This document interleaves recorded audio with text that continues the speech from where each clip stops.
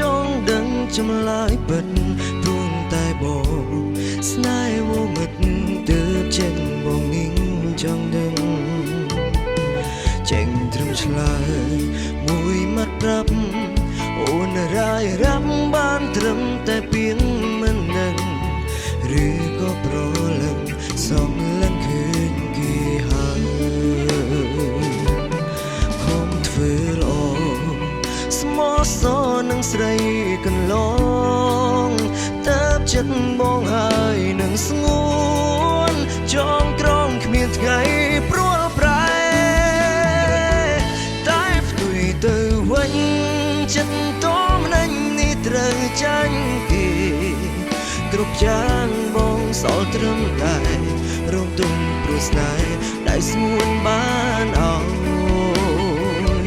ទ្រាំបៀមឈឺចាប់មិនចង់រាយរាប់ព្រោះបងស្ដាយក្រោយមិនគួរគ្រានោះមកស្គាល់អូនឡើយឲ្យចិត្តស្មងអើយស្នេហ៍គេធ្វើអ្វី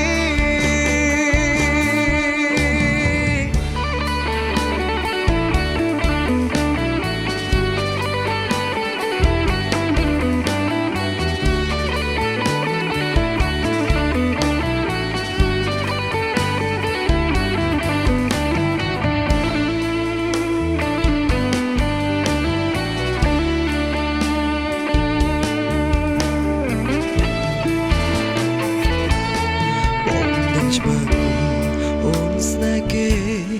ដេញមាសមេមិនប្រាប់ឲ្យបានដឹងគុំបាច់ខ្លាចថាបងខឹង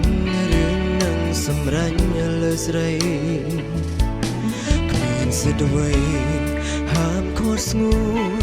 បើនឹមនួនអចិត្តពីបងទៅហើយបងត្រូវតែទ្រាំទទួលការឈឺចាប់ធ្វើល្អស្មោះសរនឹងស្រីកន្លងតើបចិត្តបងហើយនឹងស្ងួនចងក្រងគ្មានថ្ងៃព្រួលប្រែ